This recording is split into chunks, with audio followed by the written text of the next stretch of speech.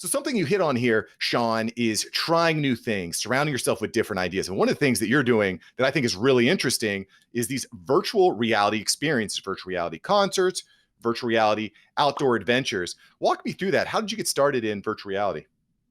I've always been fascinated by like the next technologies that are coming. And even when I was a kid, there was what was it, Virtual Boy? I think Nintendo put out this thing. I remember I saw in Toys R Us once, but they had to pull it within months because it like damaged your eyes. It wasn't ready for prime time yet. Um, and so and the technology of looking into something and seeing a three-dimensional object or hologram or scene has been in movies and all the rest of this stuff for a long time. So as soon as I could experience it myself in the early 2010s as a consumer, I was into it. And low tech, but surprisingly good even then. And ever since I could afford to be a creator in the VR space, when the cameras really came online that do monoscopic and stereoscopic 360 and VR video, not just pictures, which came first, but video at a decent frame rate. I'm just like, yeah, let's do this.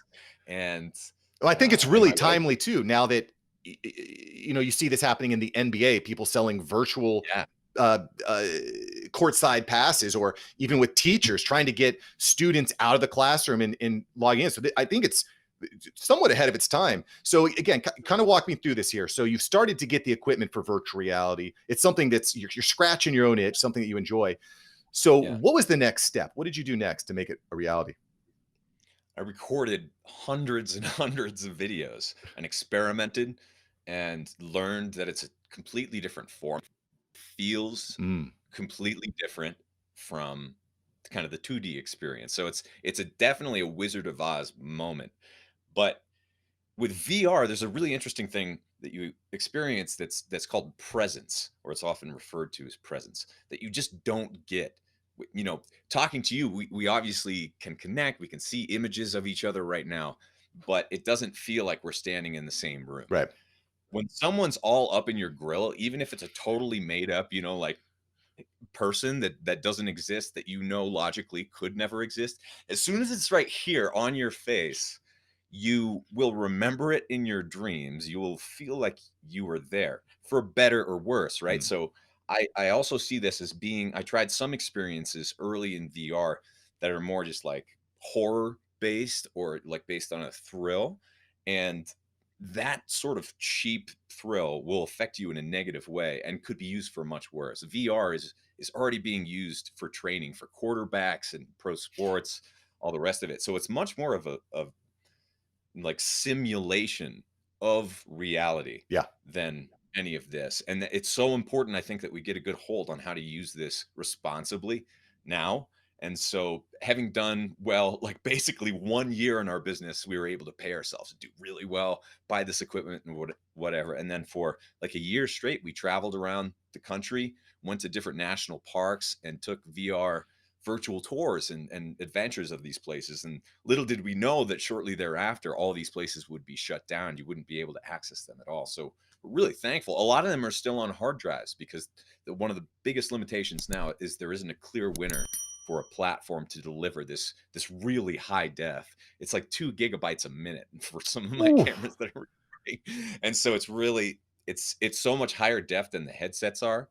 And the headsets kind of suck, right? Because we're just not there yet. But as soon as there's a decent goggle that's more like glasses that doesn't take up your whole face and sag off of it and have this weight and heft and all that, as soon as we're there, it's going to take off like crazy. And we need to be ready for that. Yeah, no, so I think it's a really, really exciting thing that people are trying to figure out. And for anyone who's not familiar with like all the bandwidth issues there, 2 gigabytes a minute is pretty nuts. That's about 30 to 50 Nuts. times what one of my 30-minute YouTube videos is calculating. That's certainly going to It's be a lot of SD cards. that's a lot of freaking SD cards. You're going to be paying. Dropbox is well positioned. Let's put it that way. They are Dropbox is well positioned. indeed. So this is really interesting. I'm kind of curious. What was like your most popular VR experience? And quite frankly, where can we get that? Because I'm stuck at home. There ain't nowhere to go. Where can I get this amazing experience at? And what was your favorite?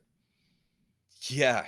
Well, I did some improv music videos where I made fun of Facebook for taking for basically censoring and selling our faces.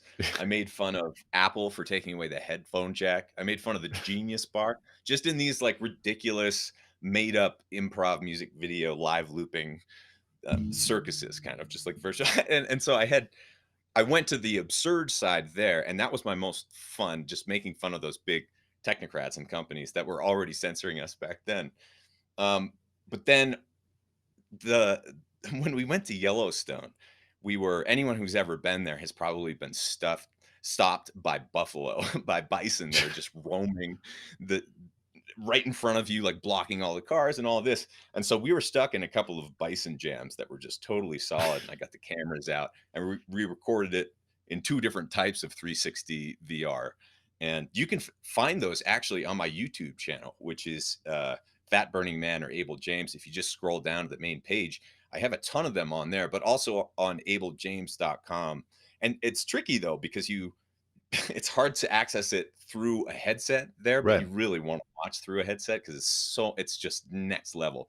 But you can also watch just on your phone. A lot of people don't realize their phones can do this and have been able to do this for a few years. But if you go to these 360 Facebook, YouTube, even Vimeo videos, you can click on them. It'll say like drag around if it's a 360 video, or you can even click and then move your phone Wow. and it'll move in 3D space. And that's really incredible. The first time you experience that and you can look down and kind of duck under things, it's really thrilling. Yeah, this is really, really next level stuff. I think the stuff, and I actually didn't actually know that you could execute this on YouTube, which is super powerful Yeah. because one of the great things about YouTube is you can have hundreds of thousands of gigabytes of data on the YouTube platform. You don't have to pay for it.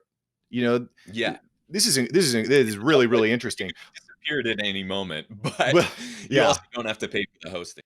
Thank you so much for watching. I'm glad you enjoyed this episode. I've got several other episodes right here for you. Smash one of these videos to make sure that you don't miss out on the tips, tools, and tactics of industry experts. Let's take that side hustle full time. Smash one of these links.